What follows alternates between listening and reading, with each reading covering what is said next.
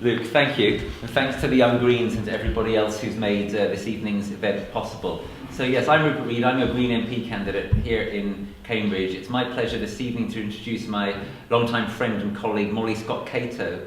So some of you may be aware that I stood for the European Parliament here last year. We got 20% in Cambridge. We scored very well across the region, but it wasn't quite enough to get me in. But somebody else did get elected that night. That was Molly, which was fantastic, in the southwest. Molly and I have worked together for years, among other things, in our think tank, Greenhouse.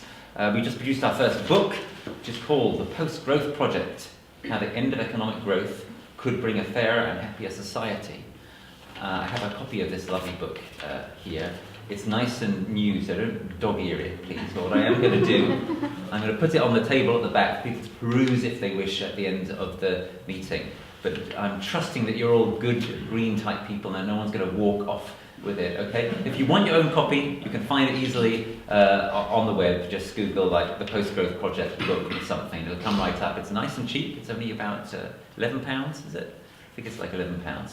And absolutely well worth it. So I have a couple of chapters in here, and so does Molly. Molly's chapters are on the paradox of green Keynesianism and the myth of austerity and the failure of green investment, which sounds like it might be relevant to what we're about to talk about this evening. I know another part of the context for this evening, which is of great interest to us all, is the rise of Syriza in Greece. The fact that Syriza have green policies and green MPs amongst them is not as widely known as it should be. But we take the rise of Syriza to be an enormous sign of possibility for what could happen in Britain here in the next few months. But anyway, Molly is the person to tell you all about this. It's a great pleasure to have her here. She's got an enormous region to look after, the southwest. It's like 5 or 6 hours by train from one end to the other. She also has to spend obviously a lot of time in Brussels and Strasbourg. So she basically never goes anywhere else. But she's come here tonight, thanks to you, Molly, and I'm sure we're going to enjoy hearing about rejecting austerity, a view from Europe. Molly Scott Cato.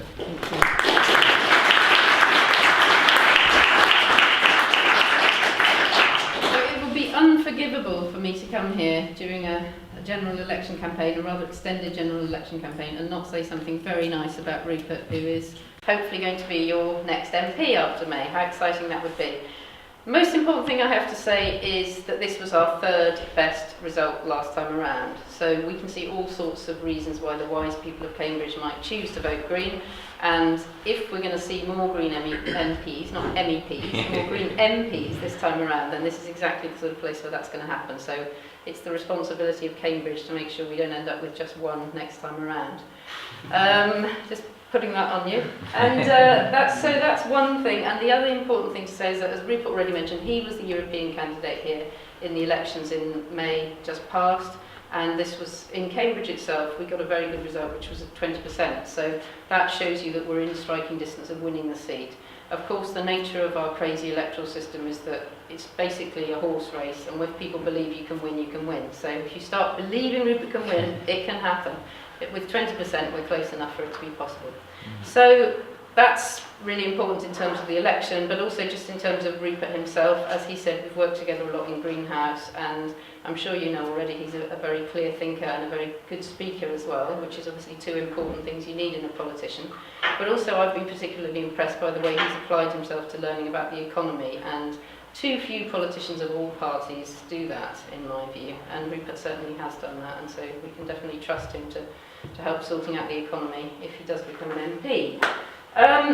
So I'm going to talk a little bit about economics and austerity and what's been happening in Greece, and also a little bit about growth and why we might need to rethink the way we think about what a successful economy might be.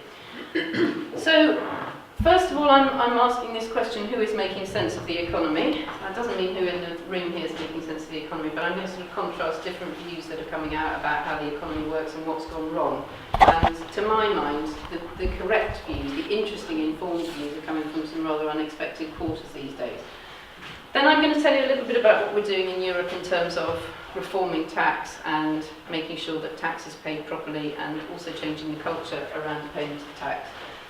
Then the last bit is about two issues which have kind of really started jarring with my ear sitting there in the European Parliament. It's quite interesting being in a multilingual community where nonetheless most people choose to speak English, although translation is available, because you really start noticing these little phrases that they use like mantras, because somehow they all pronounce them in the same way. And these are two of the ones I've identified when they're talking about economic policy, because jobs and growth is like a single thing. I should have put hyphens in there. It's a sort of jobs and growth, you know, and structural reform, as they always say. Structural reform is another sort of mantra that they use, and I'm going to kind of explore what those mean and what they tell us about how economic policy is, brackets, not working in Europe. So here are two guys we could have a think about. Dijsselbloem and Varoufakis. I hadn't come across this guy before at all, but he came to our committee. We have what they call exchange of views, which means they sit up on a very high podium and you ask them questions which they try and avoid answering. But anyway, he was so monumentally unimpressive when he came to our committee. I was really left thinking, who is this guy? And it turns out he's the Dutch finance minister. So at the moment he's the chair of something called ECOFIN. I mean, I know the media reports European politics so poorly that I didn't know any of those things, and you probably don't know them either. But ECOFIN is where all the finance ministers of the Eurozone economies meet together, and so every time there's a crisis they all get together and try and sort it out. Fail to sort it out, I have to say. So this guy chairs that, and the interesting thing is he's now come into contact with Varoufakis, who's the new finance minister of Greece. And I think his kind of hollowness as a thinker and as a proposer of policy has just been absolutely exposed by this confrontation. About a week ago, they held a press conference together in Brussels, during which Varoufakis said, we're not going to accept the Troika being the IMF, the ECB, and the European Central Bank, the International Monetary Fund, and the European Commission. All of them unelected, went to Greece and told the Greeks that they were going to cut public spending, privatise and so on. And Varoufakis, who's the Syriza finance minister, said, well, I'm sorry, but that's not democratic and I'm not going to have that anymore. And at the end of this is the sort of difficult bit at the end of the press conference, because Varoufakis actually has lived in Australia, and in fact somebody told me last night that he's had to go back to Greece for a couple of years ago because he was losing his Greek, so he's like a real international guy. But nonetheless, he chose to speak Greek at this press conference, which I think was quite interesting in itself. And so Dijsselbloem couldn't understand what he was saying, and he was sort of listening to the translation while he was saying, you know, screw the Troika, basically. And then when he finally came through in his earphones, you can see he just got up and walked out, and this is that moment. And he sort of doesn't want to shake his hand either, although in the end he was forced to do that. So. And actually the next day, this guy came to London and had a meeting with George Osborne, and there's some great photos, because he turned up on an enormous motorbike to 11 Downing Street, and there's a picture of him sitting there looking immensely casual in a shirt and no tie. And Osborne is looking incredibly sort of hostile, and you know, the body language is just brilliant. Because what's going on here is that these people who have sort of parroted this neoliberal dogma for 30 years now, they're finally confronting somebody who just isn't accepting it, is really challenging it. And you know, he's an academic, he's a university academic who only very recently got involved in politics. And so he's really in a position to make a sound case for his economic approach. And the people who are trying to respond just have nothing to say, it seems to me. It's a match-up between somebody who understands what's going on and has a sensible proposal, and somebody who's using power to stop that from happening. That's my interpretation anyway. We can talk about that during the questioning. So here's what Dijsselbloem said: taking unilateral steps and ignoring previous arrangements is not the way forward. The problems of the Greek economy have not disappeared or changed overnight with the elections. Well, okay, that's true. You know, the debt's still there. But what has changed utterly is that Greece is not prepared to put up with the same treatment. And any politician that can't see that shift of power is really missing the point of the big changes that are going on in Europe right now. I hope Varoufakis said something. Incidentally, there's a very nice meme going around as well. And if you can imagine this guy with a Mr. Spock hairdo, he has an extraordinary resemblance to Mr. Spock. And then Tsipras is sort of Captain Kirk, and this guy is Spock. And I put a little thing on the meme saying, neoliberal just isn't logical, Captain. And anyway, at Molly MEP, follow me on Twitter. So he said the disease that we're facing in Greece at the moment is that a problem for insolvency for 5 years. has been dealt with as a problem of liquidity. And that basically sums it up. The idea was, if we put more money into your economy, we will start it all rolling again and you'll be able to return to a successful economy. But the point is the debt was so large, the country is effectively bankrupt. And to me, that is a good diagnosis of what's gone wrong in Greece. And if that's the case, then what has to be done is something about the debt. You may have heard this morning as well, the European Central Bank has said it will no longer accept Greek bonds. It won't take responsibility for Greek bonds. So this massively increased the cost for Greece of borrowing money, understandably. And that's where they're at now. There's a sort of, I always think of it as stags with their antlers, there's a sort of testosterone-fueled environment around this now, brinkmanship basically, who's going to crack first. But meanwhile, obviously the livelihoods of everybody in Greece, but also of the rest of the Eurozone, are really at risk as this sort of brinkmanship goes on. So, what's the Greek problem? Effectively, German and French banks loaned money to Greece by purchasing Greek government bonds. So somebody's making that decision. And one of the things that we say in the Green Group is if a loan goes bad, both people take some responsibility for that. If you lend somebody money and they can't pay it back, you've made a bad decision. So the responsibility can't be put entirely on one side. And also the other very important point about this is that the money that went, when you heard about the bailout for Greece, the money that went to Greece actually mostly went to financial institutions. Very little of it reached the people of Greece, but they're still responsible for the repayments. So it's a very unfair situation, and what the Greeks are objecting to is the fact that they are continuing to try to work and continuing to try to repay these debts, but effectively all they're doing is servicing a debt that's growing all the time. It's very similar, I think, to the debt crises that we saw in the 1980s in the developing world. And lastly, and this is why Syriza won the election, the Troika enforced this hated memorandum which required the spending cuts and the privatisation and effectively required the Greek government to give up control over their own economy. And they felt that was humiliating, apart from the actual effects in terms of the failure of the healthcare system and the appalling stories we hear about poverty and millions of people losing their jobs. It's also just humiliating to have your country run from outside by people working for financiers, effectively. So anyway, what I wanted to say about Syriza from a political point of view is that it's an indication that one country in Europe has rejected neoliberalism now.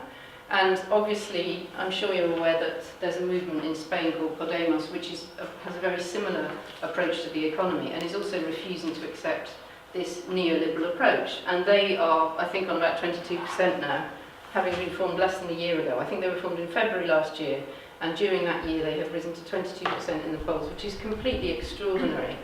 And they have an election in December, and it's quite possible we will see a second radical left-wing government in Europe and in a much larger economy by the end of the year. So it's kind of like a space opening up to be able to say, actually, we don't think this way of running the economy that we've had for the past 30 years is working very well for us, and we'd like to try something different.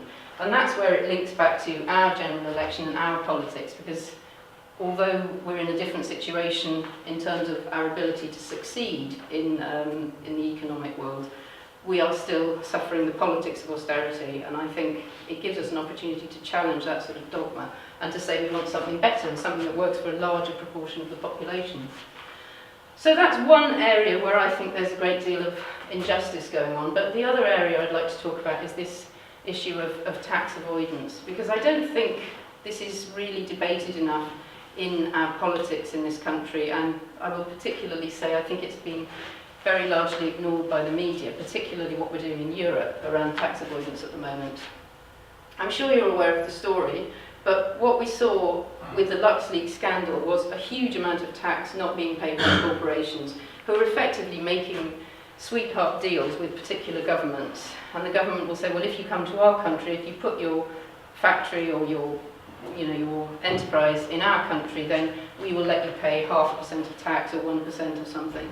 And it's still worth it if you're Ireland or Luxembourg, because you can still have a lot of revenue, but huge amounts of revenue that should be paid in tax are being lost. And this is one of the reasons we can't invest properly in our public services. The EU Commission has estimated that it's €1 trillion, So 781 billion, and that's not some kind of lefty outfit, that's actually the Commission's estimated that that much tax is lost across the 28 member states of the European Union. So actually one of the first meetings I ended up in, because I work on tax policy for the Green Group now, that was my second choice at the beginning, and it seemed quite a dull thing, but then the LuxLeaks scandal broke, and suddenly it was the most exciting thing to be doing. So of course at that point all the boys came back and wanted it back from me, so I had to throw a pair of antlers myself and say, no, I'm going to be the tax person, so I'm still doing that. But yeah, anyway, so it's very important that we pin the corporations down and we stop competing with each other as nations. This is the most important point, that we're not saying, you know, it's Luxembourg at fault or the Netherlands is at fault. What we're saying is all of us need to cooperate and have a tax system where we get enough revenue for the whole of Europe to fund its public services properly. There's actually, oh yeah, this is a little bit about how to avoid tax. This is somebody in my office in Brussels noticed that if you take an aerial picture of Luxembourg, you can see exactly how close the big accounting firms, the banks, and these shell companies are. So the yellow star there is a shell company that has 1,600 global corporations registered there, obviously not actually doing anything or earning any money there.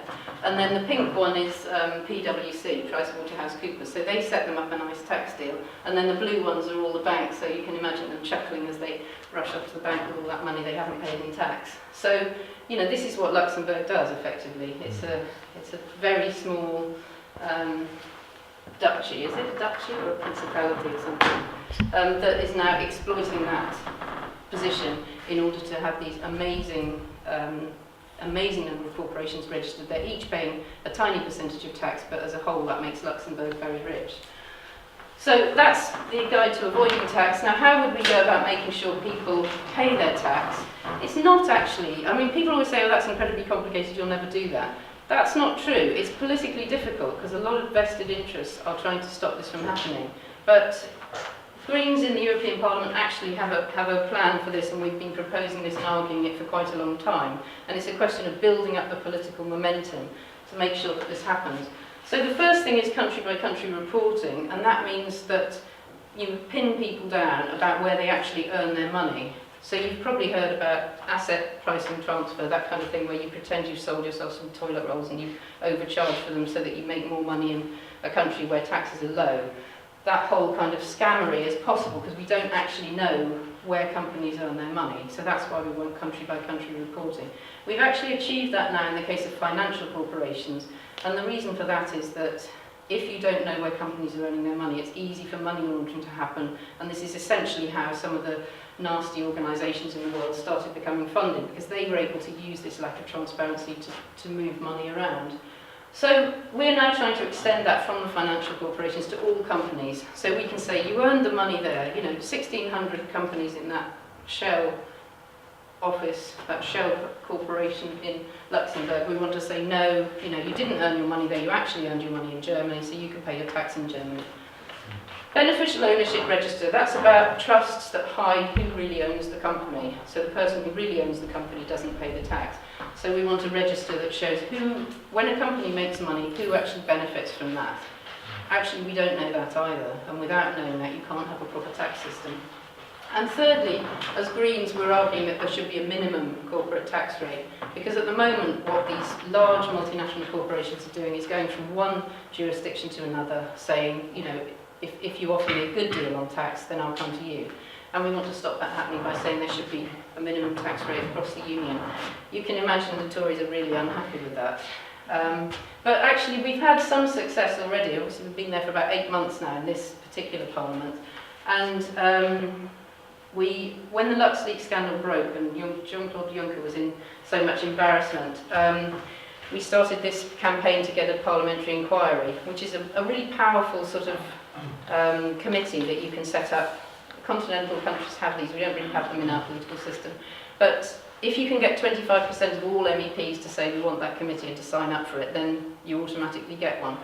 Anyway, we did get the 25%, but today we heard that they've basically given a phony legal reason why we can't have it and suggested something less good. But anyway, we will have a special committee to investigate all these tax scandals and what will come out is that politicians have been behaving in a disgraceful way, siding with corporations, making sure that we don't get enough public revenue, while at the same time going out to their people and saying we have to cut public services. So even though we haven't got the really powerful committee we wanted, we've heard today that we're going to get a special committee to look into this. So hopefully, when I get to the end, I will show you how to follow all these activities if you're interested, because I was at the BBC today and I tried very hard to persuade them that €1 trillion was worth reporting on, but I'm not sure how successful I will say. But we'll see how that goes. I'll carry on trying.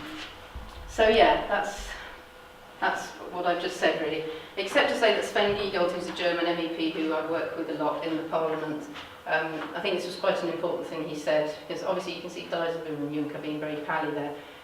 Not a lot of people know that the Netherlands is actually very, well, the biggest tax haven in Europe. It's quite funny. We have a Green MEP from Luxembourg, and I'm from Britain, and we have a few from Holland as well. So we all had a little meeting, have a sort of competition, you know, who's got the worst tax policy? I think Luxembourg won really, but the Netherlands also has all sorts of ways in which it isn't cooperating over tax. And so I thought it was quite a nice picture, these two guys embracing, and you imagine them sort of, I don't know what they're saying to each other. But anyway, the point is it isn't a Get Juncker campaign. It's not personal. It's about all the countries. Let's see what they're all up to. Let's see what dodgy deals they've all been signing with different corporations, because the main thing is the people of Europe are losing out through this system. So a little bit about structural reform, because we have this argument actually in our group as well, not just about how to pronounce it obviously, and I really shouldn't be rude about people because they're fantastic, they speak English with me all the time and I never have to speak anything else, so I'm being very unfair. But yeah, because if I say I don't, you know, if we have a piece of legislation coming and it says structural reform in it, I say, well, we're not voting for that because I know what they mean, and they mean stuff on the right. But they say, well, no, there are sorts of structural reforms that we want, so if we pretend that we don't know what that structural reform really means, then we can vote for it. And that is what happens in European politics. And I just find it infuriating, actually, because if I don't know what something means, I'm not going to vote for it.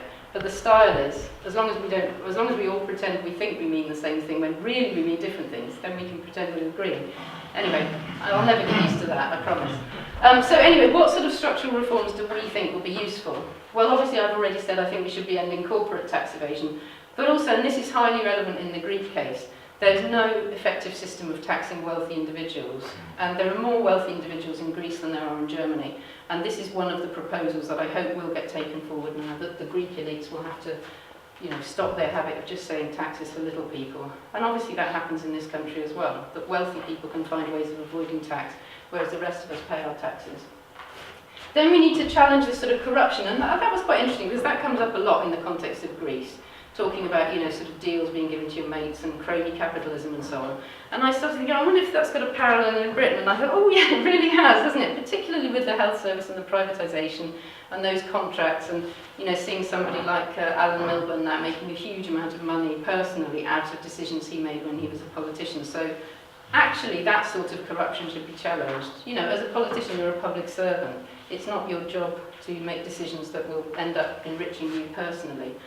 And, you know, anything that's like a PFI contract or a contract where a finance company ends up making a huge amount of money at public expense, to me that is also a corrupt decision. And lastly, of course, the most important structural reform we want to see is this move that takes us away from focusing so much on labour and towards focusing more on energy when we're introducing our taxes, and a way of shifting away from a fossil fuel economy to a renewable economy. So the most important structural reform we always insist on is a structural reform that takes us along that path to the green transition. But actually, these aren't the ones that are focused on most when the ECB goes off and says, well, this is what you need to do or we're not going to lend you any more money. It's the ones on the right that actually become the focus of policy. And of course we've heard the story here of austerity and public spending cuts, but it's nothing compared to the sort of cuts that there have been in Greece, where now women who are having babies, you know, they can't go into hospital, they have to have them at home, and they're really going back hundreds of years in terms of the history of the sort of public services that we would expect and that they have come to expect. And because of the public spending cuts, they're just not available anymore. Real serious suffering. A tax on unions is another, that's the key thing they mean when they talk about structural reform. Unions, such as they still are the last bastion defending our rights to decent conditions at work. And structural reforms means cutting those workplace conditions, reducing pension rates and so on. Undermining of employment rights, that's what I've said. Privatisation of assets, that was huge in the case of Greece. One of the aspects of the Greek economy that's still working is that I'm sure you know they've got a huge shipping industry. And so there's been a huge fight over the privatisation of local ports, and particularly the port of Piraeus, the port of Athens. And a lot of the local ports have already been privatised, but one of the things Syriza has done immediately is to say we're stopping that, and we're not going to go ahead with privatising the port of Piraeus. And of course, the very important point there is when a country is in economic hardship, its assets are worth a lot less. So effectively, people who want to get control of those assets can come in and pay a very low price. It's a sort of fire sale with what is your national worth. And privatisation of contracts is the point I already made about PFI. So that's what pressure comes on countries to do that, and that is what we should be resisting while we can think about these kind of structural reforms as being positive. I also wanted to say something briefly about jobs and growth. So firstly, about jobs. I think we all know what's happening with jobs, and what we're getting is these very precarious jobs, so that we have this whole class of workers now referred to as the precaria, and this is their patron saint here, San Precario. And so the way to achieve the return to growth is to create very poor quality jobs, and that's actually what we've seen in this country. I saw a very interesting graph recently that showed that after the Mediterranean countries, we have the largest number of people now who work on their own and without employing anybody else. So there's a sort of casualisation of labour, a de-skilling of labour, and lots of people moving into self-employment because becoming unemployed and signing on for benefits is being made deliberately unattractive. So that is not a healthy economy recovering. And again, of course, the other policy that's used is monetary stimulus, the famous QE, quantitative easing. But of course, what's happening there is that money, 375 billion of it that was created in this country, has just gone into financial institutions, and very little of it has come out the other end. And now the European Central Bank is now proposing to make 1.1 trillion of euros, which is an extraordinary amount of money, creating new money, which a bank is always able to do. And again, it's got slightly more interesting proposals about what to do with that, but effectively it's still passing it out through financial institutions. So they are the first beneficiaries. And one of the things we're arguing is that they should be actually creating particular green bonds, which they buy with that money, and that money can then be invested in the green transition and bring about the sort of structural reforms that we want to see. The reason we don't like conventional QE is because of this. Effectively what it does is it increases inequality because the money transfers to the wealthy, and it actually also undermines those, because it reduces interest rates, it undermines the incomes of those who live from their savings, so particularly pensioners. So it's had an anti-redistributive effect, and this is a study from the Bank of England that shows that. So 40% of the gains went to the richest 5% of households, which is extraordinary actually. So quantitative easing was a policy that just made the rich richer and did very little to improve the state of our economy. Right, a little bit about growth now. This is what growth looked like since, I think it's 1947, I think it's the Second World War, and this is what our growth trajectory has looked like since then. So you can actually see the financial crisis and the recession, because it's such a continuous trend. You can see the break in the trend that happened in 2008. And you can also see the massive increase in our economy since the end of the Second World War. And in fact, that's a couple of years out of date now, so we have now returned to the size the economy was before the crisis. So the question I'm asking about this really from an environmental point of view is, perhaps that wouldn't be such a bad thing if we didn't have any more economic growth. Not only because it's putting a huge strain on resources, but also because it's actually putting a huge strain on us as individuals. So this is the way the neoliberal system basically looks at the planet. You know, we know that there's environmental crisis, but before that really hits, let's just rip it off and make as much money as we can in the meantime. And this is what we go into in a lot more detail in the book Rupert showed you, The Postgrowth Economy, where we try and imagine, well, you know, what are the problems with growth, and what might an economy look like if it wasn't growing all the time? And the Greens are well known for making this case, and it's still quite a difficult case to argue. People find it impossible to imagine an economy without growth, because growth is the main dynamic of the economy we live in, and it's also the main objective of most politicians. But the environmental consequences are just too great to be borne. But this is another interesting reflection on it as well, because this is showing you that actually that growth isn't bringing us more happiness. I mean, what is the point of an economy? Is it to create more and more and more stuff? Is it so that people can work harder and harder? Or is it actually to make us more contented? This is some work that Richard Easton did about 30 years ago and then repeated a couple of years ago.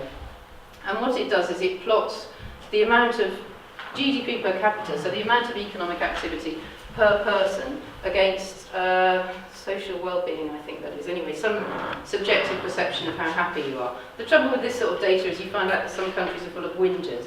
But anyway, leaving that aside, over time you can still find out some interesting stuff. Because what it shows you is after you reach a certain level of GDP per capita, people just don't get any happier, or they only get happier very slowly. So it's actually quite a low level as well, because this is $12,500 per capita. So what I think this is showing is that we actually value the social aspects of our lives more than the financial aspects. And I don't think anybody in this room would be surprised to hear that. It's typical of economists, I think, that they would call this a paradox. You know, oh, people are so much richer, but they're not happier. What's wrong with them? Whereas actually, we all know that if you're working a lot harder and making more money, you probably don't have as much time to spend with your family, and you know, maybe all those gadgets aren't really what you wanted to fulfill you. So I think this is a real challenge to the sort of growth economics, because however much we argue about the impact of growth on our environmental systems, and obviously as a Green I'm deeply concerned about that, I think if you can't even show that it's making us happier, then you've really got to question growth as the central dynamic of your economic system. But here's why it really matters from a political point of view, because it's how politicians keep you bought into the system. This is from the Spirit Level, which was published a few years ago, and they're making a rather obvious point, but it's also a point that people don't think about very often, which is that growth is a substitute for equality of income. So long as there's growth, there's hope, and that makes the inequality acceptable. So a politician can say to you, well, you know, Mr. Bloggs next door has an awful lot more than you, but don't worry because you've still got more than you had last year. But if you're stuck right where you are, and Mr. Bloggs is getting more and more, and especially if Mr. Bloggs is a Russian millionaire and has a huge house in Chelsea, then you really start feeling that.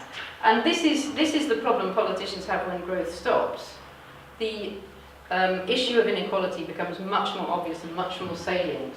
So it's not just that growth is a substitute for equality, it's that greater equality makes growth much less necessary. So there's a two-way relationship there. And one of the key things about the politics of post-growth that comes out is that inequality will become much less acceptable, and we have to focus much more quickly on bringing about greater equality. And of course the whole point of the Spirit Level is to say that for everybody in society, equality is really important in making for a happy, healthy society. All sorts of indicators are worse in an unequal society, and the really interesting thing that they found was that actually the wealthy people are worse off in an unequal society, and not just the poorer people. Oh yeah, I just wanted to show you this last graph. It's one of the questions that Rupert and I were discussing when we had something to eat before we came in, was what are we actually going to tell people about the debt? And the most interesting thing that people need to know about the debt is it's still going up in a big way. So you have a lot of arguments about the deficit, we've halved the deficit as a percentage of GDP, that's the claim. And that's a claim because actually they haven't halved the deficit, and they said they would have wiped the deficit out by this stage. So now we've halved the deficit in terms of GDP, but that's a meaningless statistic. Nobody ever uses that statistic. And actually it's not the deficit that matters most, it's the debt, and the debt is still continuing to rise. So yeah, I mean, austerity isn't working for lots of reasons, but the main reason it isn't working is it is not dealing with our debt problem. And so the kind of politics we're being sold around, will just tighten your belt for a while and everything will be okay. It's not working. This politics isn't working, and this economics isn't working either, which is why I wanted to show you that as my last slide, except to say that if you do want to keep in touch with stuff happening in Europe, please feel free to sign up to my newsletter, although you don't live in the southwest. it is a bit like Molly News sometimes, but there's definitely a lot of politics in there as well. It's not all about me. And my Twitter feed definitely isn't all about me. And if you're interested in what Greens are up to in the European Parliament, we have a very good website. The nice thing about being a European politician is that you're very well resourced. We have excellent research staff and communication staff as well. So there's lots of information available. And if you particularly, I haven't talked about TTIP, but that's a big campaign at the moment. Feel free to raise questions about that. If you like, if you're particularly interested in that, that's our website on that. So that's all I've got to say, but feel free to ask questions. I look forward to hearing from you. Thank you.